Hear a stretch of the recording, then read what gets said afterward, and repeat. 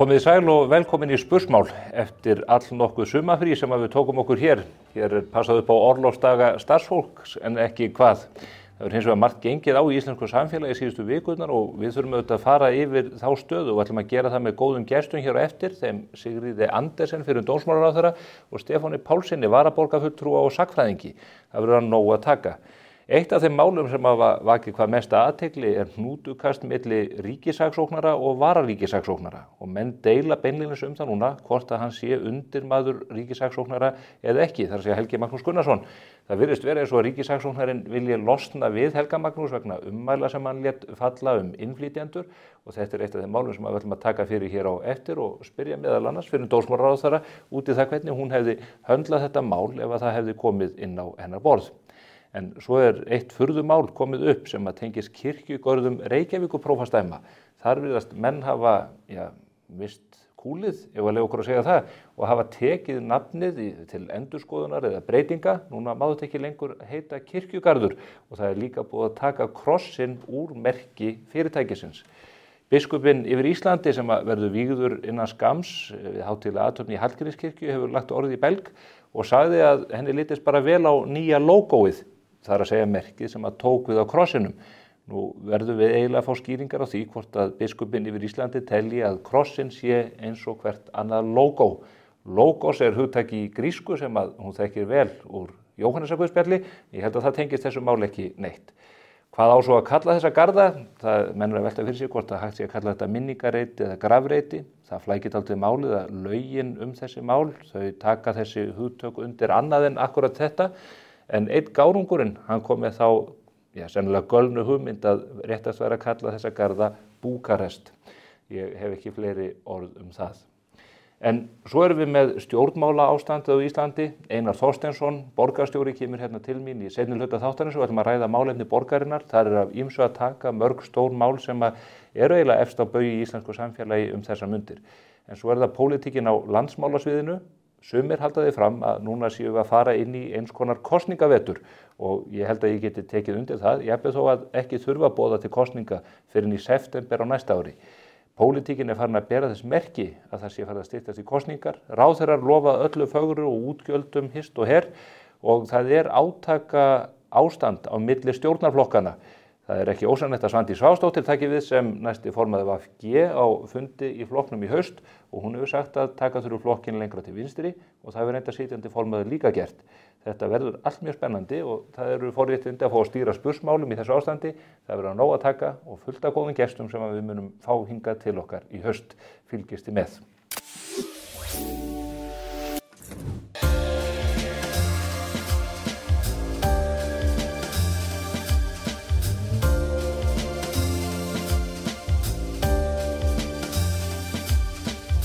Herragarðurinn klæðir þig vel.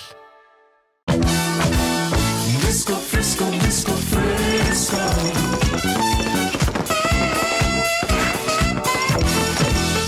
Frisco, frisco, frisco, frisco. Nóa Kropp, brakandi snilld. Þá þið komin hingað til mín í hádegismóana, Stefán Pálsson, sagnfræðingur og varaborgarfulltrúi og Sigríður Andersen fyrir dómsmálaráðherra og alþingismaður, lögmaður og fleira. Velkomin, bæði á svæðið á þessu góða föstudegi. Komið ekki vel undan sumri? Jú. Við erum bara ágætlega brún, sé ég hérna bæði og það nú bara svona mælikvarðin sem mann hefur. Þetta ekki bara meik? Nei. Jú, þetta bara íslenska sumarið hjá mér, sko. Já. Þú nú mikið út fyrir lofti að leysa í að ferðamönnum og svona? Já, það svo sem aðalega Íslendingum en svo þetta bara arfgerðin þannig að ég þarf bara rétt að reka nefið undir bert loft og þá ég orðin súkkulaðibrúnn. Það heppilegt í þessu sumri. Já, ekki neitt mjólkursúkkulaði, sko. Nei. Ég segi líka bara að ég get alveg þola frekar leiðinleg sumur ef maður fær almennilegt haust. Það miklu mikilvægara í þessu landi og ég hef fulla trú á að við séum að fara að fá dálítið gott haust. Það þessi hugsunarháttur sem hefur komið okkur í gegnum 1000 ár af einsemd hér á þessari eyju, held ég. En það að nóg að taka úr fréttum, sumarið hefur auðvitað verið fullt af fréttum. Mér langar til að beina sjónum hér að nokkrum málum og veit að þið hafið nú líka skoðanir á því hvað hæst hefur borið. það eru þessi átök milli ríkisaksóknara og vararíkisaksóknara sem að nú einhvern veginn eru bara, já þetta háð fyrir opnum tjöldum. Sigríður, þú varst dómsmálaráðherra. Það deilt það hver geti ráðið og rekið vararíkisaksóknara. Getur þú útskýrt fyrir okkur hvernig þetta virkar? Nei, í sjálfu sér ekki og þetta hefur verið í fjölmiðlum en kannski ekki alveg rekið þannig fyrir opnum tjöldum að maður hafi allar upplýsingar fyrirliggjandi en þó liggur það fyrir að vararíkisaksóknara hafi verið veitt einhver áminning fyrir einhverjum árum sem að dómsmálaráðherra lagði blessun sín yfir þannig að það er nú eitthvað vísbending það hvar valdið liggur í þessu og ég held það liggi nú frekar hjá ráðherranum af því að hann auðvitað skipar vararíkisaksóknara. Þannig að þetta er svona, bara áhugavert mál fyrir þá sem hafa áhuga okkur svona stjórnsýslu sem getur nú verið leiðileg. En það vantar að sá sem skipar manni sem getur ráðið hann líka. Sem getur losað sig við hann líka, og það þarf auðvitað að fara eftir reglum í starfsmannalögum, lögum opinberra starfsmenn, rétt og skyldur opinberra starfsmanna heita þau. En þó þarf líka að hafa í huga ákveðin svona sér ákvæði bæði í lögum og svona meginreglur laga sjálfstæði ákæruvaldsins og menn þurfa stundum bara að bíta í það súra epli ef að menn vilja hafa þetta sjálfstæði og svona menn þurfa að fara mun varlegar í það að víkja mönnum úr embætti. Það þurfa að koma eitthvað mjög mikið til í þeim komið til þess, það er auðvitað ekki útilokað og það getur auðvitað aldrei verið útilokað og það er ekki útilokað eins og með dómara að víkja þeim úr starfi, það þarf auðvitað að koma mikið til. Við höfum dæmi. Já, við höfum dæmi það. Þannig að það er ekki útilokað, svo er síðan spurningin bara hvort í þessu máli hvort að málið sé þannig vaxið. Þetta lítur að ummælum sem að Helgi Magnús lét falla sem að tengjast, reyndar hans persónulegu málum þar sem að flóttamaður sem að hingað kom og fékk vernd hefur terroriserað hans fjölskyldu. Svo fer Helgi Magnús að tjá sig þetta og ræðir kannski afleiðingar af flóttamannavandanum í almennt. Já, með breiðari strókum. Hvað segir þú, Stefán, gekk saksóknari of langt með þeirri framgöngu? Sko, í fyrsta lagi er maður svona pínulítið hissa, einmitt, svo maður taki aftur upp þráðinn með þetta stjórnskipulega mála. Ég meina, í þessu tilviki þá snýst ekki einu sinni að það sé verið að segja honum upp störfum. Það er verið að setja hann tímabundið til hliðar og maður hélt einhvern veginn að það væri svona mildari aðgerð sem kallaði kannski ekki á sömu ferla og ef starfslok eða einhvað slíkt væri að ræða. Ég held að það hljóti nú allir að hafa í svona allnokkra samúð með því að maður sem hefur upplifað svona árás á sig og sína fjölskyldu að honum sé heitt í hamsi en við höfum líka séð það ég á alveg vini sem að hafa sko starfað við dómstóla eða saksóknarembætti það fólk þó að það sé kannski orðhákar í persónulegri viðkynningu þá passa menn sér ofboðslega mikið á því hvað menn setja á netið. Það er verið að draga það fram í dómsmálum af sko slíkum lögfræðingum hvort að menn hafi verið að splæsa sko þumli á Facebook status eða komment svo ekki sé annað. Þannig að besta leiðin er bara að bíta í tungun á sér. En nú hefur Helgi Magnús komið fram í fjölmiðlum og rætt þessi ummæli sín og hann hefur reyndar haldið því fram að sér beri einhvers konar skylda til þess að upplýsa almenning mál sem að hann hafi vitneskju vegna sinna starfa. Þarna sé að myndast eitthvað ástand hjá tilteknum hópum innflytjenda. Það sem að löggjafinn eða lögregla og saksóknarembætti ráði illa við stöðunorðið. Er það rangt metið? Hver getur upplýst almenning ef það er ekki þessi sömu aðilar? Já, svo alveg rétt bara líka Nikki svo ég haldi áfram með það sem að Stefán nefna að þetta varðar það að víkjunum til hliðar vegna þess að það barst kæra vegna ummælana. Og þannig að það er svona sjálfstætt kannski álitaefni hvort að það eigi alltaf að nægja einhver kæri sko embættismenn fyrir hitt og þetta og þá þurfum þeir að stíga til hliðar. En hitt er líka það sem hún nefnir að ég held að flestir sé nú sammála það menn þurfi í þessari stöðu, þeir sem gegna þessum stöðum að tala varlega. En það má að mínum mati ekki verða til þess að einmitt þeir sem að hafi þessa innsýn sem að aðrir hafa ekki, að þeir veigri sér við að koma á framfæri eða taka þátt í umræðunni. Það hefur oft verið fundið að því til dæmis að dómarar tjái sig ekki meira álitaefni, auðvitað er það meginreglan að dómarar tjá sig bara með dómunum og það væri auðvitað mjög vont ef dómarar færu eftir að dómur er fallinn að fara að tjá sig eitthvað frekar málin. Það má auðvitað ekki verða. En það má heldur ekki verða þannig að menn í þessari stöðu liggi á liði sínu þegar kemur að því að útskýra kannski, ef það eru vankantar, en menn sjá einhver annmarka á lögum og reglum eða einhverju þróun, að þá komið þetta ekki fram frá þessum sem að best þekkja til. Auðvitað er sinna að fara ýmsar leiðir í því annað en að tjá sig á Facebook og með ummælum sem að fyrirfram má vita stuðar einhverja sko. Það er að fara ýmsar leiðir í því en einhvers staðar er þessi lína, hún er bara örþunn en menn þurfa að geta greint hana sko, einhverjum hætti. Og svo kannski sveiflast þetta frá tíma, það sem kannski hefði verið allt í lagi að láta út úr sér og verður einhvern tímann áður og verður kannski allt í lagi að gera eftir nokkur ár, kannski er óhefnileg akkurat núna, þannig að þarna er bara að reyna á dómgreind hvers og einn sem er í þessum embættum. Nú reynir á dómgreind flokkssýsluðinnar og dómsmálaráðherra að ég veit það ekki. Hvað myndir þú gera?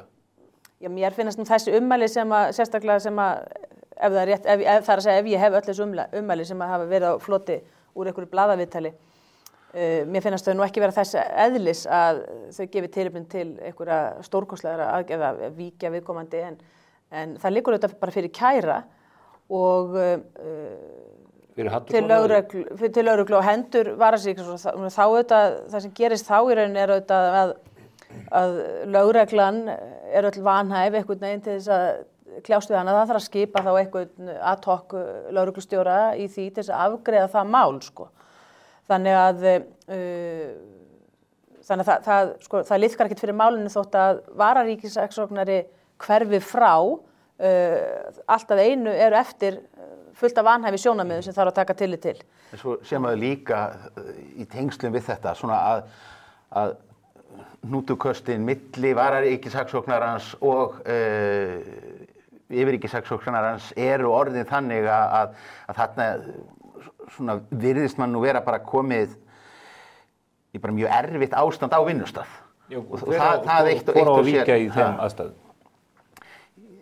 Ég er ekki augljóst að annarkort er að verður að víkja? Stundum þar líka bara að þegar þannig staða kemur upp að þá þarf stundum bara að höggva á hnúta þó að það sé ekkit að öllu leyti alltaf sanngjarnt að því að manni finnst. En er það ekki svona eðlis ólíkt þegar þú ert með ákæruvaldið? Þú heggur ekki á hnúta í Hæstarétti með því að henda út 2-3 dómurum sem eru leiðilegir á vinnustaðnum? Einhverju myndi vilja gera það. Að hafa hugsað það í gegnum tíðina. Já. Nei, þetta er áhugavert og þetta blandast inn í pólitíkina inn á haustið. Já, og líka sérstaklega hvað þetta hefur tekið langan tíma. Einmitt, af því að það að víkja einhverjum tímabundi til hliðar er einmitt hugsað sem tímabundin aðgerð. Og það er einhvern veginn eitthvað sem að gengur ekkit upp ef að menn ætla að vera í 2-3 mánuði að sparka því á undan sér. Hver er staða starfsmannsins akkurat núna?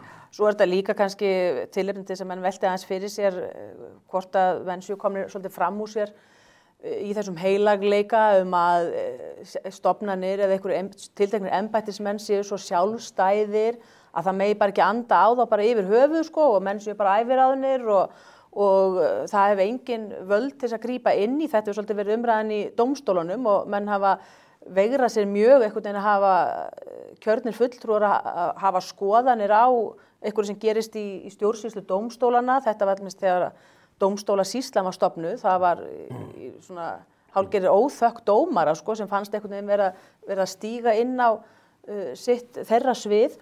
Þannig að ég held að þetta sé bara ágætis áminning það að mínum mati er það þannig, já, að mínum mati er það þannig að það geta ekki verið þannig að það sé hérna einhvern veginn í stjórnkerfinu öllu saman einhverjir einstaklingar eða stofnanir sem séu svo ofboðslega sjálfstæðar að þær hafi ekki aðhald neins staðar frá. Það er auðvitað ekki þannig og þrískipting ríkisvaldsins, hún gengur einmitt út á það að hver þáttur hafi eftirlit með hinum sko. Og það er engin undanskil. Veiti aðhald og þessi jafnvægi á þessu. En þetta hefur svolítið verið hræðsla margra við þetta. Pólitíkin hefur tekið óvæntar beygjur líka að undanförnu inn á þinn vinnustað niðri í Ráðhúsi Reykjavíkur. Það er bara hver fréttin á fætur annari að þessari orlofsgreiðslu til Dags B. Eggertssonar. Er þetta eitthvað sem að þið borgarfulltrúarnir kvittið upp á með galtóman borgarsjóð? Ég var aðalega fyrst og fremst undrandi vegna þess að sko vissulega er borgarstjóri er tæknilega séð framkvæmdastjóri sveitarfélags. En raunin hefur eins og verið svo að í Reykjavík þá hafa menn alltaf og svona lengst af litið svo á að þetta sé 100% pólitískt starf. Þannig að ég bara hálfpartinn svona gaf mér það að þarna væri borgarstjóri bara meðhöndlaður eins og ráðherrar, eins og alþingismenn, eins og aðrir borgarfulltrúar, þar sem að þú ert ekkert með einhvern tiltekinn fjölda orlofsdaga, menn eru á föstum launum og svo smeygja menn inn sínum fríum bara eftir því sem að gengur upp með að við vinnu og störf og er í rauninni alltaf í vinnunni. Þannig að ég var hissa og það er náttúrulega líka heyrir maður þetta og það sem oft gerist. Maður heyrir það að til dæmis í gagnrýni frá verkalýðshreyfingunni að þau benda á að kerfið hafi sé miklu duglegra við það með fólki á gólfinu að hnippa í það og segja, heyrðu nei, þú getur ekki fært hérna orlofið svona og svona fram í tíman. Svo slakni mjög á þessu þegar kemur að millistjórnendum eða stjórnendum einstakra starfsstöðva borgarinnar að þá er einhvern veginn önnur lögmál og svo enn önnur lögmál þegar komið inn í Ráðhúsið. Þetta er náttúrulega ekki góður bragur. En þetta er reyndar ekki alveg rétt nákvæmt sem að Stefán nefnir að, sko ég veit að eins og til dæmis ráðherrar, það er reiknað með tilteknum sumarfrísdögum þeirra og það haldið utan það bókald að menn nýti það. Ég svo sem þekki það ekki hvort það er ýtt á menn að nýta það og hvernig það er þá gert upp. En auðvitað er þetta einhver þvæla. Ég meina fólk í þessari stöðu og þessum stöðum, það auðvitað bara tekur sér frí eins og sko, það er á háum launum. Það er engin stimpilklukka. Nei, það er engin stimpilklukka og þegar menn fari frí þá eru menn alltaf að vinna og jafnvel þegar menn eru að vinna þá geta menn líka verið í frí, þannig líka þannig sko. Þannig að þetta þarf alltaf einhvern veginn að finnst mér að endurhugsa og þetta á svo sem líka við í einkageiranum. Maður hefur alveg heyrt að forstjóra stórfyrirtækja sé að gera upp eitthvað orlof. Að mínum að þetta er líka þvæla. Hálaunamenn taka sér bara frí eins og þeir þurfa og þeim er umbunað fyrir það að vera alltaf við tiltækir og það er algjörlega óásættanlegt og bara fásinna að mínu mati að menn sé að gera hér upp orlof 10 ár aftur í tíman fyrir þetta starf. Algjörlega frálegt. Hvað er og ég bara hissa að heyra ekki í borgarfulltrúum eða núverandi borgarstjóra gera athugasemdir við þetta. Og ég veit ekki hvernig hann verður nú viðtal við þig og eftir hvernig hann tæklar þetta. Hvort hann gerir athugasemdir við þetta eða hvort hann ætlar að haga sínum málum með þessum hætti. Hvað hyggist þið gera eða bregðast eitthvað við þessu í borgarstjórninni?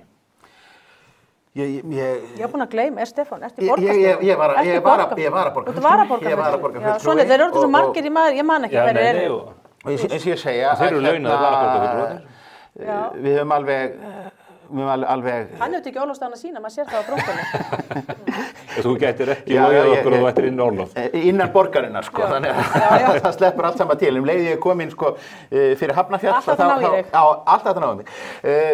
Nei, ég meina við höfum alveg svona hnotið og það hefur svo sem alveg orðið umræða bæði í borgarstjórn eða í borgarráði og samfélagsmiðlum það hvernig til dæmis ýmis kostnaður fjalla á borgina í tengslum við þessi borgarstjóraskipti sem að eru sko með starfslokasamningum sem að manni finnst alltaf manni finnst starfslokasamningar vera mjög þetta allavega ekki svona í anda fyrirbærisins þegar að að ræða greiðslur sem að koma í tengslum við fyrirfram umsamin starfslok. En nú Þetta á meðan að kannski hugsunin með starfsloka greiðslur svona upphaflega var svo að svona bæta fólki upp ef það var skyndileg óvænt breyting á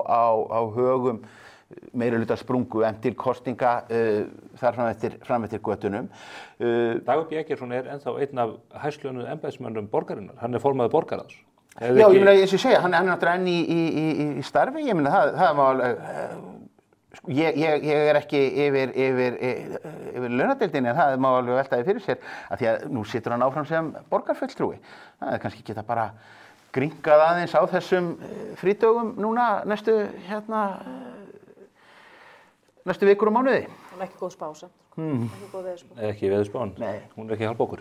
Langar til að og líka, og svo annað. Þó svo að það séu einhver réttindi sem menn þú séu greiðslur eitthvað sem menn hafi rétt á.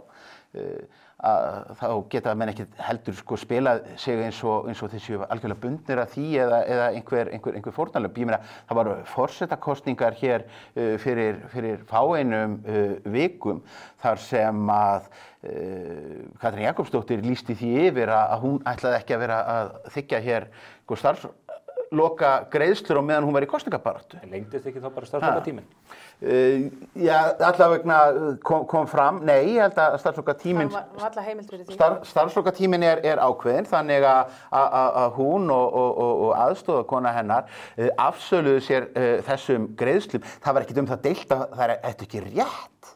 Eða þetta væri ekki í samræmi við reglur en það var ekki góður bragur á því. Þú líka auglýst eftir peningum núna til að loka gatinu. Já, ég sem að mér finnst fínt, menn voru með miklar samsæriskenningar á netinu það að það veri verið að moka í þetta framboð af einhverjum kvótapeningum og ég veit ekki hvað og svo kom það náttúrulega í ljós að eins og með stjórnmálastarfa á Íslandi upp til hópa, það rekið með því að selja fólki ljótar derhúfur og kaffisjóður og penna. Segðu mér þá, hver var hugmyndin samt með framboðinu? Var það hugmyndin að hefðu náð kjöri að þá væri farið eftir á að herja á fyrirtæki og einstaklinga til þess að loka gatinu? Ég held að við sem að höfum staðið í kosningum oftar en einu sinni og oftar en tvisvar höfum við rekið okkur á það að hafa lagt upp með mjög fínt plan með fjáröflun og eyðsluramma og svo fer einhver kosningastjóri á taugum í síðustu vikunni og ákveður að prenta fleiri penna eða splæsa í fleiri auglýsingar. Þetta bara lífsins saga. Mér fannst þessi frétt nú frekar til marks bara svona staðfestinga og stjórnarháttum frambjóðandans hingað til sem skilur ríkissjóð eftir með 100 milljarða halla og ætlast til að menn borgi fjármagni skuldirnar eftir. Ég held að sé bara mjög fínt að þegar að það vill nú til að því að við erum nú komið með Við erum með ansi stíf lög fjármál í tengslum við kosningar að við munum sjá bókhaldið hjá þessum frambjóðendum. Veistu hvað þetta er stór hóla sem þau eru að moka í? Nei, ég held að ég þekki það ekki og ég held að hún sé nú ekki neitt ógnarstór. En er þetta ekki eitthvað sem að frambjóðendur verða bara að borga sjálfur? Þetta endar á því. Ég ætla nú rétt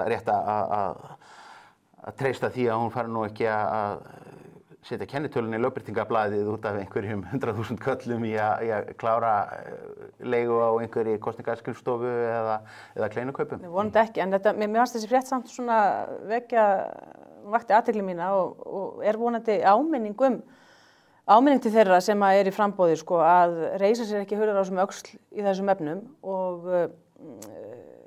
kannski líka ábendingum það hvernig þróun hefur verið hérna á Íslandi, hún hefur verið mjög hröð. Ég segi það því ég bara hef þekkt kosningabaráttu til áratuga hversu mikið menn eru farin að velta í svona kosningabaráttu.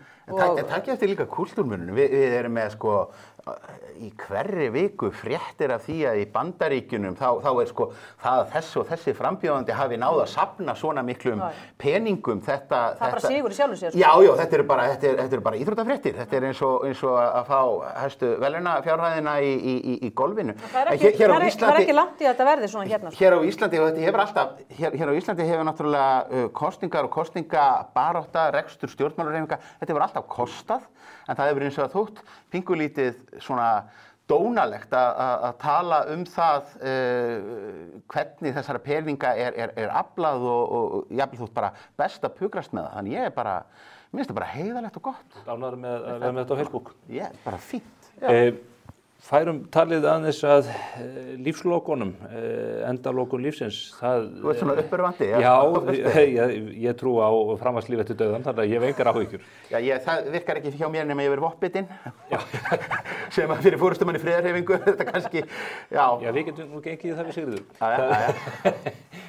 Nú er verið að breyta, menn þora ekki lengur að kalla kirkjugarða og það er verið að fjarlægja krossana úr merkjum kirkjugarða Reykjavíkurprófastsdæmis.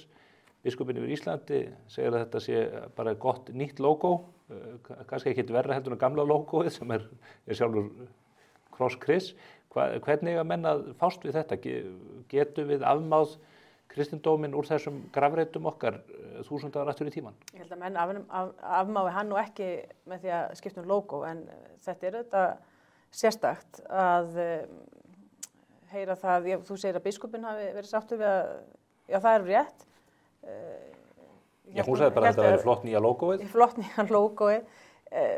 Sko það er áhugavert að rifja það upp, en þetta var mér sagt fyrir löngu, að elsta logo í heimi væri einmitt krossinn. Þetta er bara elsta logo í heimi.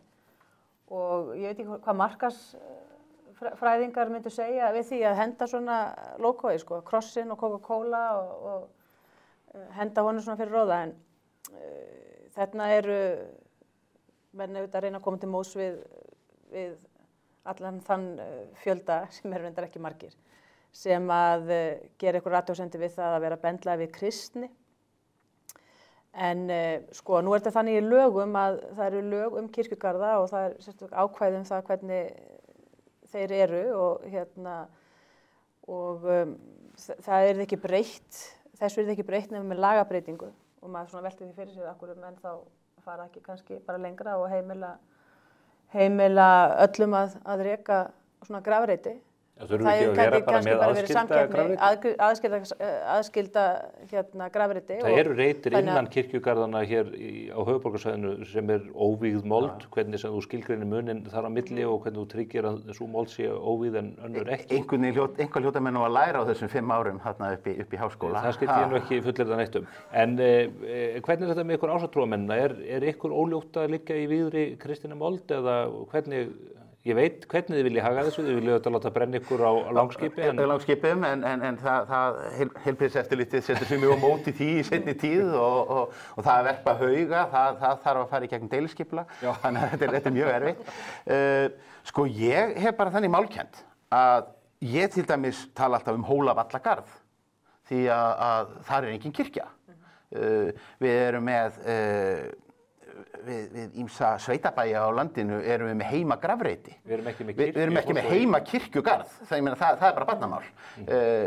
Svo var þetta náttúrulega tilfellið að aldir í einhver 1000 ár að þá héldum við okkur við þennan norræna sið að grafreiturinn var umhverfis kirkjuna og menn tók þetta svo alvarlega að þegar að kirkjan var færð úr stað að þá grófu menn upp heil og hálfu kirkjugarðana og tóku þá með sér.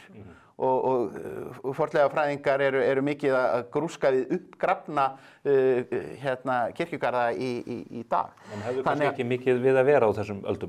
Já, eins og ég segi, mér fannst þetta mikilvægt, en strax þegar að Hólavallagarðurinn var tekin í notkun og þá einhvern veginn áttuðu menn sig á því að þessi tenging væri nú ekki endilega nauðsynleg, en það var þá búið að flytja Víkurkirkju, dómkirkjan var komin og grafreiturinn annars staðar. Já, ég neyjist þó til þess að tala Fossvogsgarð og mér hefur alltaf fundist dálítið skrítið að það sé talað Grafarvogskirkjugarð, þar sem enginn er kirkjan. Ég vil halda með þetta. Ef það er kirkja, þá sko, heiðin eða trúlaus, að þá truflar það mig ekkert að garður umhverfis kirkju sem kallaði kirkjugarður, en að kalla grafreit þar sem enginn er kirkjugarð, það særi málkennd mína. Og hvernig eigum við þá að fara með eins og Fossvoginn og Gufunesgarðinn sem hann nefnist? Já, eins og segi, við höfum við höfum bara Fossvogsgarð og grafreiti. Það er alveg ágætis mál. Annars er þetta...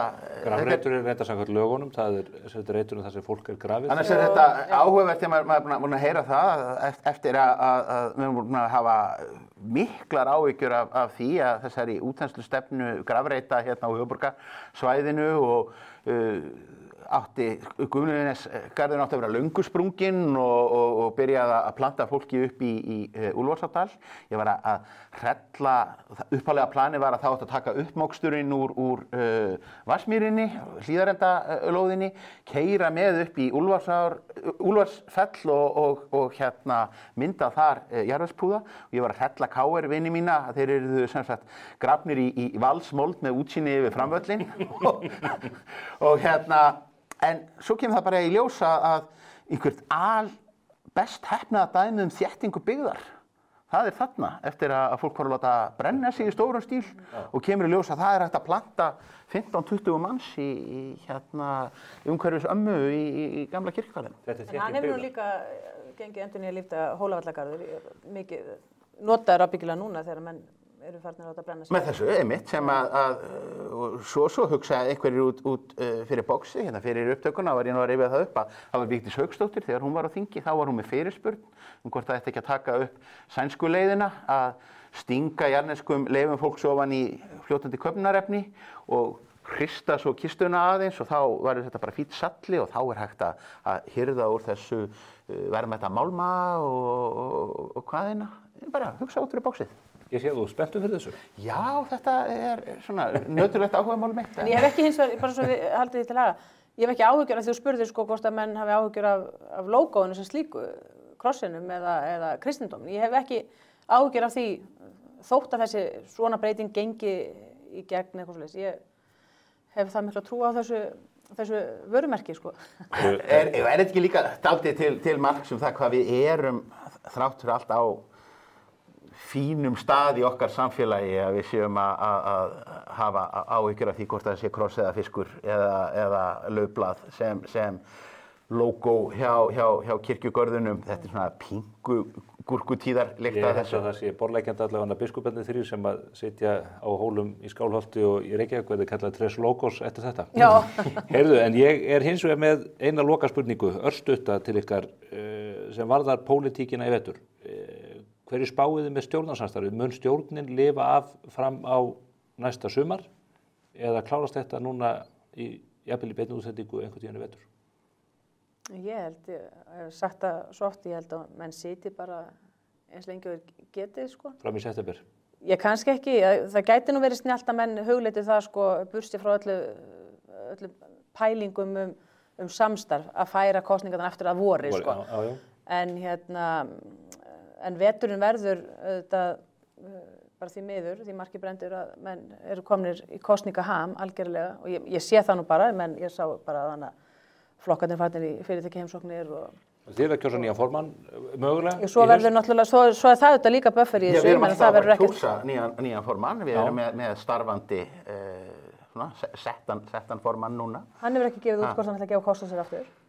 Nei, en núna bara fyrramálið þá er flokksráðsfundur hjá okkur sem með sjó og þá reiknar maður nú með að það verði hægt að lesa dálítið í það hverjir gera sig breiða í ræðuhöldum. Það er alltaf svona pingu skemmtilegt þegar það kemur að svona flokkstofnana fundum svona þegar er komið á seinni hluta kjörtímabilsins og almennu kosningaumræða að byrja, þá situr maður kaffiskenkinu og segir, já, er þessi með þetta í maganum? Áhugavert. Borstiður Guðmund Inga eða Svandísi til formennsku?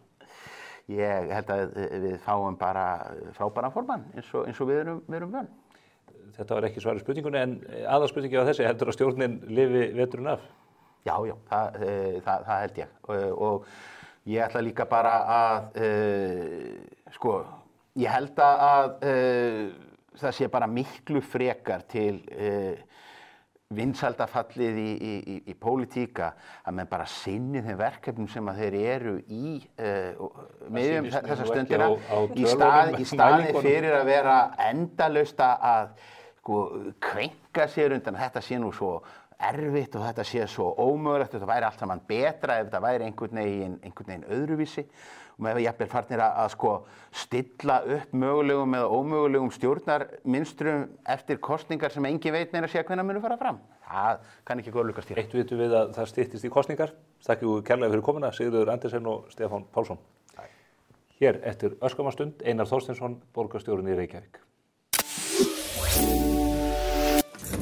Ný kynslóð Toyota CHR.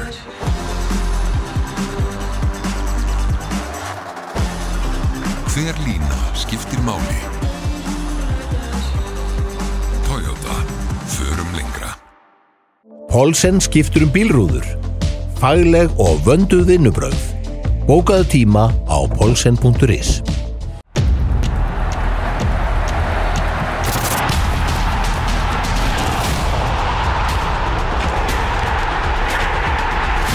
Enski boltinn hefst í dag. Nún boltinn hjá þér. Komiði sæl að nýju. Hingað í hádegismóa kominn Einar Þorsteinsson. Í dag 16. ágúst og það þýðir að hann hefur verið borgarstjórinn í Reykjavík í slétta 7 mánuði. Velkomin. Takk fyrir kærlega. Hvernig tilfinning þetta? Þetta bara góð tilfinning. Þetta gott verkefni að fá að taka að sér. Borgin í mikilli umbreytingu, stækkar og vex og margar áskoranir. Þetta stórt hús og það víða að skúra í hornin. Þannig að það bara virkilega ánægilegt að fá að koma í þessa stöðu og láta gott að sér leiða. Var þetta rétt ákvörðun að taka ekki strax við borgarstjórastólnum að fá tíma til þess að átta sig á kerfinu, setjast í borgarráð og annað þetta úr, eða hefðirðu þurft að byrja að skúra út í hornin strax? Kjörtímabilið þó þessi 4 ár í svona borgarsamhengi, kjörtímabil víða annar staðar í öðrum borgum víða heiminn eru 6 ár. Það þarf langan tíma til þess að knýja fram stóra kerfisbreytingar og ná árangri í eitthvað svona sem sést. Maður getur sett ýmislegt í farveg en að sjá árangurinn að því kannski tekur lengri tíma. Þetta framboðsræða fyrir næstu kosningar? Nei, það langt í það. Nú ég bara á skóflunni. En ég held að það gagnast mér mjög vel að taka 18 mánuði sem formaður borgarráðs. Ég hafði aldrei setið sem borgarfulltrúi áður. Og það aldrei bratt að koma inn og axla mikla ábyrgð.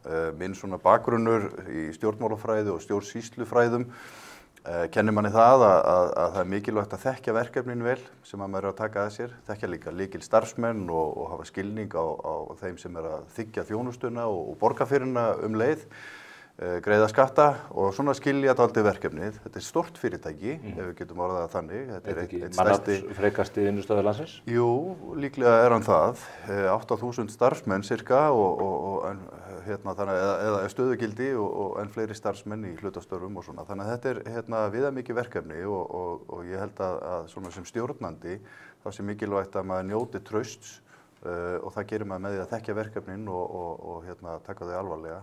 Staðinn fyrir að mæta inn og segja gerum þetta og þetta og fólk sem hefur unnið í þessu með mikla reynslu í áratugi kannski ber ekki virðingu fyrir svoleiðis stjórnmálamönnum eða framkvæmdastjórum. En eru þá embættismennirnir búin að húsvenja þig eins og sagt er? Já, ég vil ekki segja bara það að við eigum í mjög góðu samstarfi og þetta var niðurstaðan að skipta kjörtímabilinu með þessum hætti og ég ber bara mikla virðingu fyrir þessu verkefni og en ég notaði tíman vel. Undirbjó ýmislegt sem hefur þegar komist til framkvæmda núna leið og ég tók við og þannig að þetta hefur verið held ég nokkuð farsælt. En ég viðurkenni það alveg, ég hef alveg verið til í að taka stólinn strax í byrjun. Já, en þú ert líka fást við verkefni, auðvitað alltaf einhver fortíðarvandi rétt eins og framtíðarvandinn sem við erum að eiga og mér langar til að fara hér yfir nokkur mál sem eru efst að baugi, við höfum verið að fjalla eins og fleiri fjölmiðlar. Leikskólamálin eru þetta stór, hvíla á foreldrum og öfum og ömmum og öllum, þú þekkir þetta, við höfum báðir verið í þessari stöðu.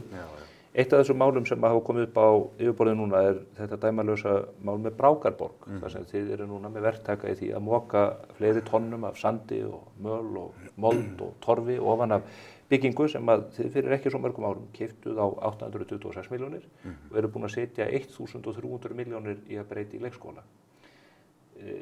Stóra spurningi sem að mér finnst ekki hafa fengið svar við í ljósi þess að þakið virtist við það að hrynja af skólanum er þessi, voru börnin á þessum leikskóla á einhverju tímapunkti í hættu? Ég fekk upplýsingar um þetta í sumar og mitt viðbragð var að kalla alla heim úr sumarfríi af því að ég sá úr þessu, ég meina ef að burðarþol er ekki í lagi þá er fólk í hættu, ég lít svo á. Það komu þarna 2 verkfræðiskýrslur strax það sem sýndu að burðarþolið var ekki í lagi og þá sem betur fer þá voru engin börn í skólanum leið og við sjáum eða fáum upplýsingar það að það séu einhverjar sprungur í veggjum og eitthvað sem gefur til kynna að það sé. Það er farnar að skekkjast? Já, það held ég reyndar hafi verið út af flotinu. Frábær verktaki? Já, sko, við bara fórum þetta strax, tókum þetta mjög alvarlega og það voru engin börn í leikskólanum á þeim tímapunkti. Þið bregðist vantarlega við með þeim hætti vegna þess að ykkur er ekki sama. Já, ég bara tek þetta mjög alvarlega. Þannig að börnunum og starfsfólki var stefnt í hættu með þessu slefarlagi? Ég get ekki fullyrt það. Skýrslurnar bera það með sér að, sko, við megum ekki gleyma því að burðarþolið, það þarf að vera í lagi til þess að húsin standist í jarðskjálfta. Undanfarin ár hafa verið miklir jarðskjálftar á Íslandi núna hér tengdum Grindavík, þannig að húsið hefur sannarlega staðið af sér stóra skjálfta. Þannig að ég ætla ekkert að fullyrða það hvort að börnin hafi verið í hættu eða ekki og ég held reyndar að það hafi ekki verið þannig en ég ætla ekkert að fullyrða það. Ég vil bara að þetta sé byggt á, það er núna úttekt, ég talaði við innri endurskoðanda og sagði ég vil að þetta mál sé rannsakað frá öllum hliðum, bæði það hvernig staðið var að því að fara í þetta verkefni og hvernig verkefni var boðið út, hvort að þeir sem við erum að skipta við hafi einhvern veginn ekki tekið réttar ákvarðanir, hvernig eftirlitinu með verkefninu var háttað á hálfu borgarinnar, þannig að þetta er rannsókn inn á við en líka út á við og ef að niðurstaðan er sú að þeir sem við erum að skipta við, verktakar eða hönnuðir eða aðrir hafi gert þarna mistök, af því að það hafa verið gerð mistök, það er alveg klárt. Þá munum við leita skýringa og réttar okkar. Burðarþolsvinnan við þetta er af hálfu fyrirtæki sem heitir Arkamon. Ég get ekki betur síðan að það sé einsmanns fyrirtæki í Mosfellsbæ með árlega launagreiðslur svo lágar að það getur varla verið meira en höfstöðugildi. Hafið þið yfirsýn yfir það hverjir eru að reikna þessa hluti út og þetta varðar öryggi barnanna í borginni? Já, þetta er bara það sem við fáum hérna núna í fangið á þessu kjörtímabili og mín viðbrögð þau að fara strax í framkvæmdir, taka torfið af og létta á þakinu. Fyrsta viðbragð náttúrulega snýri mest að því líka að koma börnunum inn í annan leikskóla. Það tókst vel og á örfáum vikum var komin leikskóli fyrir 80 börn eða rúmlega það í Ármúlanum, ekki endilega svona kræsilegasta umhverfi fyrir leikskóla en þó gladdi það mig að heyra það að viðbrögð foreldrarna voru þá með þegar þið fóru þarna í skoðunarferð og þau sögðu þetta er miklu betra heldur en við bjuggumst við. Þetta er tímabundin ráðstöfun. En er þetta ekki auk þess bara hrikaleg meðferð á opinberu fé? Hefði ekki verið hægt að búa til rými fyrir þessi börn á þess að búa til einhverja monthöll þarna á Klessveginn? Nú ert þú að spyrja mig ákvörðun sem var tekin á síðasta kjörtímabili. Ég get bara svaraði Ég er að biðja að leggja mat á hana? Já, ég get bara svaraði með því hvað við erum að gera núna. Ég myndi ekki samþykkja að fara í svona aðgerð. Að kaupa gamalt hús fyrir háa fjárhæð og eyða síðan mjög miklum fjármunum í það að gera það upp. Skólinn er fallegur núna, en hann því miður stenst ekki þær kröfur sem við gerum til byggingana. Við það sem ég hef lagt áherslu á er að kaupa forsmíðaðar, fallegar, tilbúnar einingar, einfalda leikskóla sem hægt að koma upp með hraði, standast öll gæði og líftímagreiningar, efnisval og birtuskilyrði og börnunum líður vel og starfsfólki líka, en eru ódýrir og við komum þeim hratt upp. af því að við erum með biðlista eftir leikskólaplássum og við verðum að svara kalli borgarbúa, foreldrana hérna í borginni að koma börnunum í leikskóla og manna þá og laga leikskólavandan. Þetta eru mínar áherslur og þær hafa ráðið frá því að ég tók við. En þið getur litlu svarað hins vegar foreldrunum þessa dagana, foreldrar bíða með hjartað í buxunum yfir því hvað verði með úthlutanir á leikskólum. Af hverju er borgin ekki með betri yfirsýn þannig að það séu rauntíma gögn um það hvaða fjöldi kemst að, hvaða fjöldi að hverf úr skólunum annað í þeim dúr? Já, ég heldur reyndar að borgin sé með líklega bestu upplýsingagjöfuna þegar kemur að þessum svona stóra verkefni að úthluta börnum leikskólaplássi. Við opnum þarna stafrænt form leikskólareiknin sem var akkurat átt að svara þessu. Hann leysir ekki leikskólavandan, en hann veitir upplýsingar og ég heyri það frá foreldrum úr öðrum sveitafélögum, meðal annars þínu sem býr í Garðabæ, að þetta er að gagnast mjög vel að þau eru að skoða býtu, hérna eru bara leikskóli, svona eru margir með þetta, þennan skóla er fyrsta vali og annað val og hvað eru mörg pláss til úthlutunar og allt þetta. Þannig að já, en yfirsýn við erum að setja upplýsingarnar á vefinn þannig að fólk þurfi ekki að vera að hringja niður í Reykjavíkurborg og spyrja og þar er einhver manneskja sem flettur upp í Excel-skjali og skoðar einhverja leikskóla, langt símtal og erfitt að ná inn og eitthvað svona. Þetta er búið. En hver er til þess meðalaldur leikskólabarna eða meðalaldur barna þegar þau eru komast fyrst inn á leikskóla í Reykjavík? Þetta eru gögn sem að ég held að fólk teldi nauðsynlegt að hafa við höndina. Já, meðalaldur, sko, þetta er nú svona leikur sem að flokkarnir í minnihlutanum. Þetta er kannski aldrei nýtt fyrir mann sem að kemur. Jú, þetta er ákveðin pólitískur leikur að miða við meðaltölin. Af því að það, sko, ég hef tekið eftir því að kollega mínir í borgarstjórn spyrja alltaf á ákveðnu tíma á vorin, rétt áður en úthlutunin farin. Nú er ég bara að spyrja hér. Já, ég veit það, en þá birtast einhverjar tölur. Fólk eignast börn og það er að reyna að átta sig á því hvenær get ég gert ráð fyrir því að koma barninu mínu inn á leikskóla. Og vandinn er sá, eins og þú þekkir, að fólk klárar fæðingarorlof og öll réttindi í þeim efnum og þarf enn að brúa jafnvel 1 ár í mjög mörgum tilvikum. Og þess vegna er þetta tölfræði sem skiptir máli bara þannig að fólk átti sig á því fyrir sjáleikann. Til þess er leikskólareiknirinn til þess að sýna. Þess vegna er þetta ekki leikur. Nei, ég veit það, en mér þykir sko eitt við það að koma nýr inn í borgarmálin er að finna það á einskinni hvernig sko sumir stjórnmálamenn leika sér að því að ýkja vanda, búa til óánægju, búa til einhvern veginn stuðningsmenn fyrir sinn flokk til þess að róa og ótta foreldra. Ég sá það einhvern gjörning frá... Þetta er bara eðli stjórnmálana. Ég er ekki að spyrja hér fyrir hönd einhverja flokka. Ég er bara að segja... Ég veit það, þetta er eðli stjórnmálana. Ég verð að segja það að mér leiðist það eðli stjórnmálana. Ég er bara í því að reyna að leysa leikskólavandann. Við erum núna með sko pólitíska forystu fyrir því að forgangsraða fjármagni í uppbyggingu leikskólakerfisins og það hafi verið teknar ákvarðanir hér á undanförnum árum það að fara í stórfellt viðhaldsátak sem að fækkaði plássum tímabundið. Nú eru 350 pláss úti vegna þess að það hefur verið að gera við gamla leikskóla sem er ekki heilnæmir vegna raka og mygluvandamála. En þetta svarar ekki spurningun einar. En ég er með spurningu það hversu gömul börnin eru þegar þau komast inn á leikskóla. Það eru foreldrar ungra barna. Ég er ekki með þær upplýsingar núna. Af hverju er borgin ekki með þær upplýsingar? Ekki frekar en önnur sveitafélög sem eru núna, akkurat á þessum mánuði núna. Þú bendir bara einhverja aðra. Af hverju getur Helgi Grímsson með þennan herstarfsmann á skóla Ástæðan er sú að nú er verið að ráða inn á leikskólana. Það er gert eftir sumarvinnuna hjá skólafólki og sumir fara inn í starfsemi borgarinnar, leikskólana og aðra starfsemi. Það verið að ráða og reyka fólk allt árið við kvík. Já, en þetta er nú bara verklagið hjá okkur og öðrum sveitafélögum. Það þarf ekki að breyta því það? Já, sko, fyrst að þið hafið enga yfirsýn. Ef þú getur barið í pípuhatt og töfrað upp leikskólakennara, þá bara ert þú ráðinn hér í þessu viðtali. Það er bara ekki þannig. Við erum sko minn tilfinning er dálítið þessi. Við getum byggt 100 leikskóla eða 200 leikskóla í dag, en það myndi ekki leysa leikskólavandann. Og þetta er þetta flókna eðli þessa þjónustu þáttar í starfsemi borgarinnar.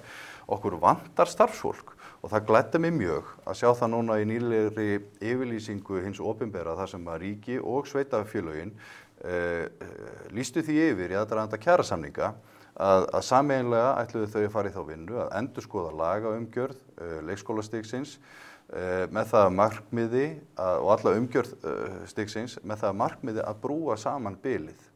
Af því að þetta verkefni okkar sem samfélags. Sveitafélögin eiga erfitt með að ráða við þetta þegar það vantar starfsfólk, en þetta vantar alltaf fjármuni og allt það. Dagur B. Eggertsson og meirihlutinn og allir flokkarnir voru lofað því að leysa þennan vanda, kvispan, búm. Já, ég rosalega feginn því að hafa ekki lofað því að taka inn 12 mánaða börn inn í leikskólana í síðustu kosningum, vegna þess að við sitið í þínu sæti og spurt stjórnmálamenn nákvæmlega þessara spurninga. En þú veist ekki hvort að þú sett að taka 12 mánaða börn eða hvað, því að þið hafið ekki yfirsýn yfir þetta. Við vitum það, við erum ekki að taka inn 12 mánaða börn og þess vegna lofaði ég því ekki fyrir síðustu kosningar. Ég sagði bara við foreldra, herriðu, reglurnar kveða það að 18 mánaða börn eigi að vera komin inn. Ég treysti mér til þess að standa við það, en ég ætla ekki að lofa ykkur að 12 mánaða börn fari inn vegna þess að ég gef ekki lofar sem ég get ekki staðið við. En finnst þér ásættanlegt að embættismennirnir þínir get ekki svarað þessu? Ef ég væri að reka fyrirtæki, verið forstjóri fyrirtæki og framkvæmdastjórarnir mínir gætu ekki svarað því hvernig þjónustu væri verið að veita eða hvernig hún kæmi út, þá væri mér nú ekki alveg sama. Allt þetta spurningum á hvaða tímapunktu þú spyrð. Í september þegar við erum komið með starfsfólkið inn og við erum komið með börnin inn á leikskólana, þá sjáum við hversu mörg 3 og 4 ára börn að flytja sig á milli. En ertu að segja mér að skóla- og frístundasviðið ráði enga inn á leikskólana eftir ágústmánuð? Við erum að ráða allan ársins hring. Þar með hlýtur þetta að vera fljótandi. Stóra ráðningar tímabilið á þessum tíma ársins. Og þetta nú bara svona hjá Reykjavíkurborg og öllum öðrum sveitafélögum. Þetta ekki að breyta því. Ég skildi vel að þetta sé flókið, en svona það, en við erum stanslaust. Mér finnst þetta ekki flókið. Sá munurinn. Já, ég sko bara, kannski vantar aðeins meiri upplýsingar hjá þér til þess að skilja það hvernig þetta kerfi virkar. Já. En allavega, bara bottom line þetta. Við erum með forgangsröðum fjármagni í leikskólamálin. Bæði í uppbyggingu, í það húsnæðisins, í viðhald á því að ráðinn starfsfólkið, beita nýjustu og öllum aðferðum sem við getum til þess að fjölga plássum en tryggja góða menntun. Og ekkert virkar? Jú, það virkar bara ágætlega. Við erum að vaxa og við erum að fjölga leikskólum á hverju einasta ári og það má ekki gleyma því að þetta ekki lögbundin þjónusta, en þetta lögheimil þjónusta sem mikil krafa úr samfélaginu. Og við höfum séð kostnaðarþátttöku foreldra fara úr 30% fyrir 20 árum niður fyrir 10% núna. Það önnur pólitísk umræða. Já, ég veit það, en hún hlýtur að vera hluti af því hvað það sem skiptir okkur máli sem samfélag. Ég tel það að atvinnulífið, ég fór nú á viðskiptaþing daginn og ég spurði salinn, stútfullur af fólki í jakkafötum, hver ykkar samfélagslega ábyrgð? Að ég vil beita Viltu eitthvað samkeppni? Viltu fá eitthvað að við viljum fá, mín persónulega skoðun svo að við höfum að fá, jú, ég held að það sé alveg svigrúm fyrir það, að styrkja dagforeldrakerfið, að fá fyrirtæki inn í landinu til þess að sýna samfélagslega ábyrgð með að styðja við rekstur sjálfstætt rekinna skóla og útvega húsnæði, koma með nýjar hugmyndir. Ég meina þetta, það að sýna samfélagslega ábyrgð ekki bara að kaupa auglýsingu á íslenska landsliðsbúningin fyrir EM, takið þátt í því að með sveitafélögunum. Þetta áeggandi þeirra.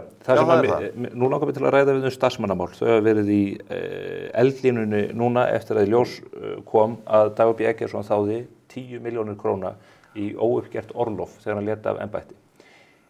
Frá því að tilkynnt að þú munir taka við á honum í byrjun janúar síðastliðnum og þar til að það gerðist liðu 589 dagar ef ég kann að telja rétt.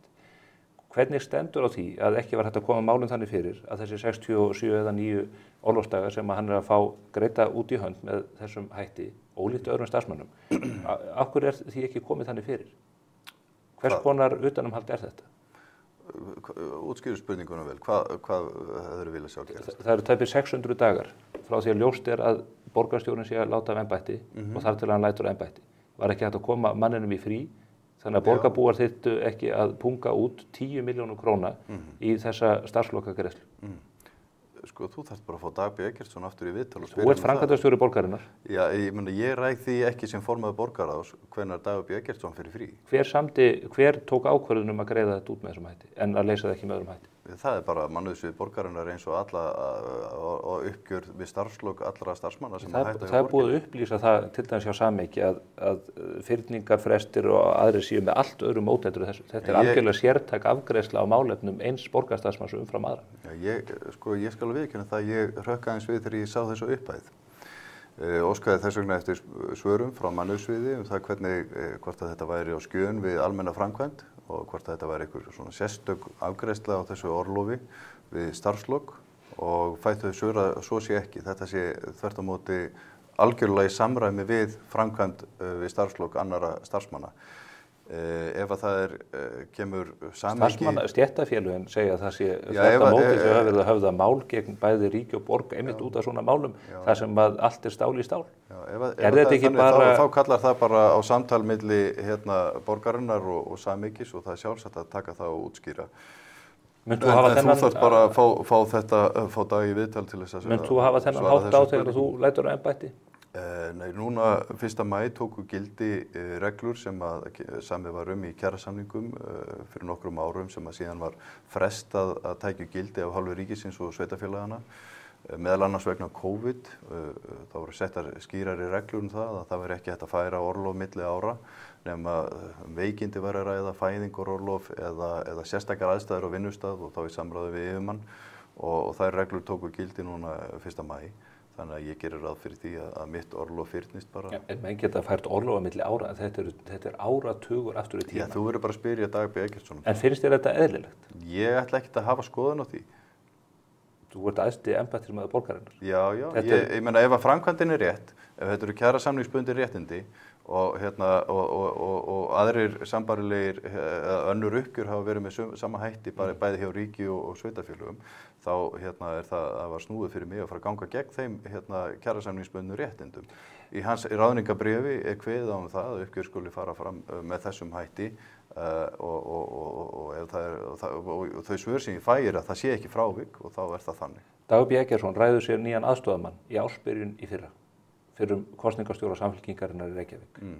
Hún lætur af störfum samhliða hans brotthvarf úr borgarstjórastólnum þegar þú tekur við í janúar. Borgin gerir upp við hana 6 milljóna eingreiðslu í formi orlofsgreiðslu, óuppgers orlofs upp á 1574.000 og 3 mánaða biðlauna. Hvers konar meðferð er þetta á fjármunum borgarinnar? Er það eðlilegt að starfsmaður einkaritari borgarstjórans sem að starfar þar í 12 mánuði sé leystur út með 6 milljóna eingreiðslu við brotthvarf hans úr stólnum? Ja, ef að framkvæmdin er samkvæmt reglum og lögum, að þá er ekki tækifæri fyrir mig til þess að stíga inn í það. En ég aðeins hugsað yfir því, nú er ég búinn að vera borgarstjóri í 7 mánuði. Borgarbúar eru mjög spenntir fyrir því að vita hvað þessi nýji gæi er að gera. Allar áskorunnar sem við erum að glíma við í húsnæðismálum, samgöngumálum, fjármálunum og öllu þessu sem að ég er að berjast við. Nú ert þú harðskeyttur spyrill. Komdu með erfiðu spurningar það sem ég er að gera. Dag B. Eggertsson er ekki lengur borgarstjóri, aðstoðarmaður hans er ekki lengur í starfi. Þetta er mál sem brennur á borgarbúum og fólk er að fylgjast með borg sem að berst í bökkum fjárhagslega. Reksturinn gengur illa, það er hallarekstur viðvarandi árum saman. Það er ekki hægt að koma málum í eðlilegt horf meðal annars í leikskólamálum og ýmsum öðrum vettvangi og síðan horfir fólk upp á meðferð þessara fjármuna. Og ég held að til dæmis að þeir þúsundir starfsmanna borgarinnar sem allir eru að horfa á þennan þátt, kannski vegna styttingar vinnuvikunnar, að þeir horfa á þessar tölur og segja, myndi ég fá sömu meðferð og hið augljósa svar er nei. Það sem starfsmannasvið borgarinnar reynir að halda fram til þess að verja fyrir borgarstjórn. Já, ég ætla ekki að sitja hér og setja mig í þá stöðu að vera að verja framkvæmd sem ég fekk aldrei inn á borð til mín, Þú veit, borgarstjóri er ekki í einhverjum orlofsútreikningum fyrir alla starfsmenn borgarinnar. Það er ekki hans hlutverk.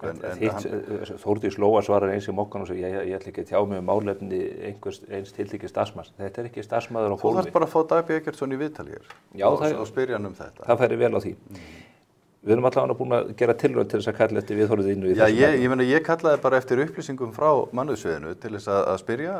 Þú ert sáttur við þau svör? Já, ég er sáttur við þau svör. Ég get ekki séð að þetta hafi farið á skjön við þá framkvæmd sem almennt er viðhöfð og byggir á kjarasamningsbundnum réttindum. Upphæðin er há, borgarstjóri er á háum launum, það er mikið frí sem er tekið og ég meina auðvitað þetta lítur ekkert vel út.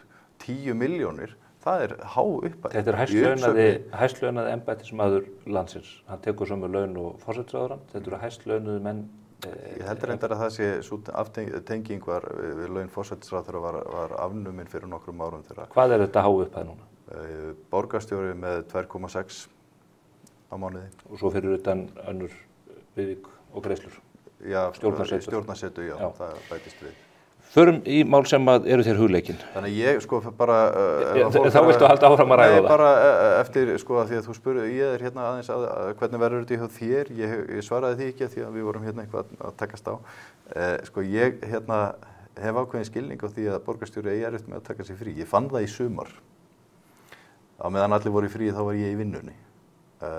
Skráði nú samt daga það sem að ég var ekki með marga fundi og hérna en starf borgarstjórans er dálítið þannig að hann er alltaf á vaktinni og maður er í símanum og tölvun og ég held að svona almennt launafólk og stjórnendur upplifið þá og þekki þetta skrítið að skrá sumarlegu stæða. Ég held að ef menn farið við Facebook síður og ljósmyndabirtingar fyrir borgarstjórnum að sjá menn að menn hafa alveg verið í sumarfríi þegar að færi gafst að því. Nú eru þessar reglur í gildi sem tók við gildi 1. maí hjá ríki og sveitafélagunum.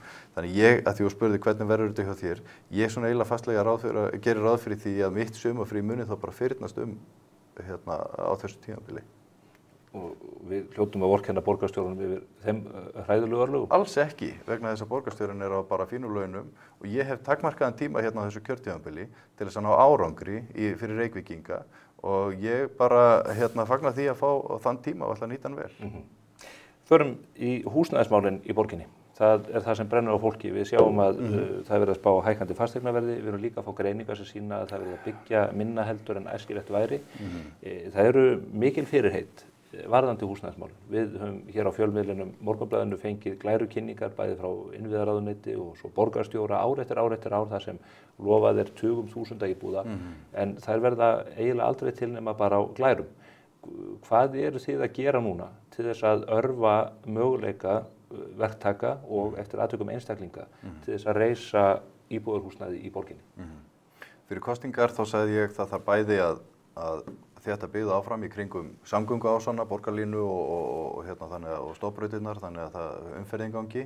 Þau plön halda áfram. En svo sagði ég við þurfum líka að brjóta nýtt land og styrkja byggðina í úthverfunum og hérna upp á Kjalarnesi, Grafarvogi, Breiðholti, Ólafsárdal og alls staðar þar sem að við finnum bletti. Þetta þurfum við að gera. En er þetta ekki pínur litlir blettir í þessum tilfellum? Jú, en sko hluti af þeirri breytingu sem að Framsókn kemur með inn í þennan meirihluta er að við viljum gera hvort tveggja. Við, sko eitt af mínum fyrstu verkefnum sem borgarstjóri, bara 2 vikum eftir ég tók við, þá vorum við komið með sérstakann hóp, svona, maður á aldrei að sletta en þetta er svona task force, þar sem við drögum alla lykilaðila innan úr öllu kerfinu, setjum þá inn í herbergi og segjum hvar getum við byggt með hröðum, hætti, hvar getum við farið og nýtt innviðina vel, leikskólana og grunnskólana, vegakerfið, þar sem við þurfum, þetta er svona þessi low hanging fruits. En tölurnar sýna að það er ekki að gerast? Jú, það eru akkurat að sýna það. Núna á síðasta ári, eftir að Seðlabankinn botnfrysti fasteignamarkaðinn, bæði gerði fólki ómögulegt að taka lán og verktökunum ómögulegt að taka framkvæmdalán, þannig að við sáum sko þvílíkt hrun í fjölda íbúða sem fór á stað. Nágrannsveitarfélögin það hrundi allt hjá þeim, sem betur fyrr var hérna svona einhver dampur í Reykjavík. Það voru 699 íbúðir sem fóru í byggingu á síðasta ári og maður horfði á tölurnar og hugsaði, þú veist, hvað er að gerast hérna? Ætlar Seðlabankinn í alvörunni að botnfrysta þennan markað sem er verðbólguvaldur þegar fasteignaverðið hækkar, þá veltur það inn í verðbólguna og hann er að reyna að berja niður verðbólguna. Sko, þetta talar ekki saman. Þannig að síðasta ári 699 íbúðir fóru á stað, á þessu ári erum við búin að jafna þá upphæð og það er helmingur ársins eftir. En verktakar kvarta undan því að það sé ekki nógu lóðum og það er verið að bjóða upp lóðir, það er líka borgin að selja lóðir fyrir mörg 100 milljónir eins og í Öskjuhlíð og annað í þeim túr. Eru þið ekki bara aðalgerandinn í því að pumpa upp verðið með því að það eru fáar íbúðalóðir í boði og svo kostar það hvítun á augunum að koma þeim verkefnum á stað? Þetta eru 2 spurningar eiginlega. Eru það sé 200.000 kall á fermetr? Já, þetta er eiginlega tvískipt. Annars vegar það að það sé ekki nægilegt magna lóðum og hinn spurningin að það séu of dýrar. Fyrsta lagi, þá viljum við auka lóðaframboð og verkefni sem að spretta upp úr átakshópnum aukna húsnæðisuppbyggingu, það til dæmis að fjölga lóðum fyrir þessa minni verktaka, meðalstóru sem einmitt í samtökunum að Sigurðar Hannessonar, samtökum iðnaðarins, þar sem að stóru þróunarfélögin sem að kaupa þessa dýru reiti fyrir mörg hundruð íbúðir að kaupa, en félagsmennirnir hans eru kannski aðeins minni og eru ekki að kaupa þessar lóðir á mörg hundruð milljónir. Þannig að það sem við erum að gera, það algjörlega óþolandi að þetta sé orðin einhvers konar fjárfestingavara, en það hugsanlega líka vegna lóðaskorts sem að hefur verið. En allt þetta svona dálítið flókið samhengi, en það sem við erum að gera núna bara það að efna kosningaloforðin. Við erum í húsnæðisátaki upp í Grafarvogi, þar sem við erum að búa til lóðir í gegnum þennan nýja átakshóp sem svona færibandi gegnum kerfið, hraðferði gegnum kerfið, að moka út litlum lóðum, selja þær strax, en við kvöðum það. Hvað er margar íbúðir? Þarna í Grafarvogi cirka 500, svo Breiðholtið og við erum að fara að byrja að greina það núna í september. Þetta verkefni hófst í febrúar, byrjun á þessu ári. Við erum að stefna á það að koma þessum lóðum út í febrúar á næsta ári. Þannig á einu ári búið að fara í gegnum greininguna á því hvar hægt að byggja, samráði við íbúana, skipulagsferlið og koma þeim í sölu á einu ári og þetta kraftaverk. Og þetta ætlum við að halda áfram að gera í öllum útkverfum borgarinnar, samhliða því að þessar 1000 íbúða sem í skipulagsferli eða byggingu á þéttingareitunum, samhliða borgarlínu og stofnbrautunum, halda áfram að byggjast upp. Þetta hrein viðbót og þetta það sem að við komum með á borðinu, að leita fleiri leiða til þess að mæta fleiri verktökum og fleiri uppbyggingaraðilum til þess að byggja fleiri íbúðir, af því að okkur að fjölga íbúðum í Reykjavík. Og þetta algjört lykilatriði. Okkur að fjölga langt umfram þær mælingar og þær áætlanir sem að svæðisskipulagið gerir ráð fyrir. Í dag það þannig þú talar að þið séu í þessu átaki og að það sé botnfrystu markaður hjá hinum sveitarfélögunum. Nei, þau eru að standa sig vel. Þau eru að standa sig eins vel og hægt Við sjáum það bara hvaða áhrif húsnæðisuppbygging getur haft á bókhald sveitarfélaga. Þegar sveitarfélögin fara í mikla uppbyggingu, þá það fjárfestingakostnaður í innviðum, leik, grunnskólum, vegum og öllu sem til þarf og það reynir rosalega á fjármál sveitarfélagana. Hafnarfjörður og Kópavogur hafa til dæmis ítrekað kallað eftir því að vaxtarmörkin á grunni þessa svæðisskipulags séu útvíkkuð. Þau vilja byggja ofar í byggðunum, en Reykjavík og borg á grundvelli samkomulags það að það þurfi allir að samþykkja þetta, stendur í vegi fyrir því að þeir geti útvíkkað byggingaland. Ég hef ekki fengið tillögu það að endur taka upp svæðisskipulagið inn á mitt borð á hálfu hinna sveitarfélagana sem við erum að... Ert þú opinn fyrir þeim möguleika að vaxtarmörkunum sé breytt í öðrum sveitarfélögum heldur en Reykjavík, sem að mér finnst nú bara persónulega komið Reykjavík borg bara alls ekkert við? Nei, ég ætla ekki að vera einhver púriten í þessu. Ég get vel skilið að það séu gild sjónarmið fyrir því að bæta við einhverju smá landi hér og smá landi þar til þess að styrkja byggð á einhverjum stað, alveg eins og við erum að gera í Grafarvogi. Þá erum við aðeins að bæta við byggðina. En finnst þetta að koma Reykjavíkurborg við? Hvernig Kópavogur og Hafnarfjörður ráðstafa sínu byggingaland? Já, við vinnum þétt saman bæjarstjórarnir og borgarstjóri. En finnst þetta að koma Reykjavíkurborg við? Já, ákveðnu leyti og leið mér að útskýra það. Við erum núna vonandi að fara að undirrita nýjan samgöngusáttmála sem eitt stærsta fjárfestingaverkefni, innviða fjárfestingaverkefni Íslandssögunnar. Þið eru að fara að endurskoða það allt því að það allt í flessu. Býtu, rólegur. Gengur út á það að þróa höfuðborgarsvæðið þannig að við séum ekki öll föst í umferðinni. Hvað tala menn mikið það að við séum föst í umferðinni? Þetta óþolandi og við erum að vaxa og ef við ætlum að halda einhverju svona, ef ætlum að ná að vera með höfuðborgarsvæði sem bara funkarandi, þá verðum við að byggja skynsamlega á skynsamlegum stöðum, gera alvöru borgarlínu eða hraðstrætó eða hvað sem við viljum kalla þetta. Þetta aðalega bara vagn sem flytur lifandi kjöt á milli borgarhluta og fungerar. Hraðar heldur en einkabílarnir. Þú ert sammála því að... Þess vegna gleður það mig að það sé sín bæjarstjórana á höfuðborgarsvæðinu að fara í þessa framkvæmd, en þá megum ekki gleyma því það verður að vera kunnahópur sem hefur aðgengi að þessum almenningssamgöngum og hjólastígunum og öllu þessu og búa til þennan kunnahóp.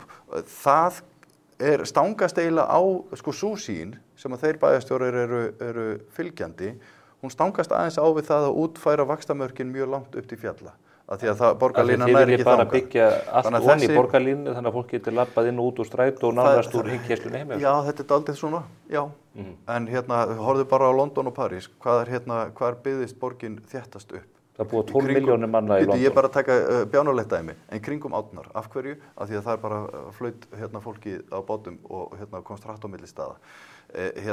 Allar borgir, hægri menn, vinstri menn og miðjumenn út allan heim sem að glíma við vöxt, þau fara í svona prógram og það er mjög gleðilegt að það sé samstaða þessa sýn hér á höfuðborgarsvæðinu. Að því sögðu, þá vil ég hraða húsnæðisuppbyggingu allstaðar í öllum sveitarfélögum að því að þetta er sameiginlegt verkefni að tryggja fólki húsnæðisöryggi og þannig að með vaxtamörkin ég alveg til í svoleiðis samtal en það má ekki glata þessari sýn á það að borgin og höfuðborgarsvæðið sé svæði sem er samkeppnishæft á alþjóðavettvangi, að unga fólkið okkar vilji búa einna, það vilji frekar verja lífi sínu á Íslandi og það sem það kemst hratt á milli staða, en sé ekki fast í umferð hálfa ævina.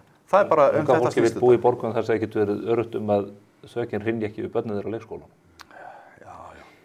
Borgarlínan, sem þú nefnir, þið að tala höfuðborgarsáttmálann, samgöngusáttmálann. Við erum að sjá tölurnar varðandi brúna yfir Fossvog og annað.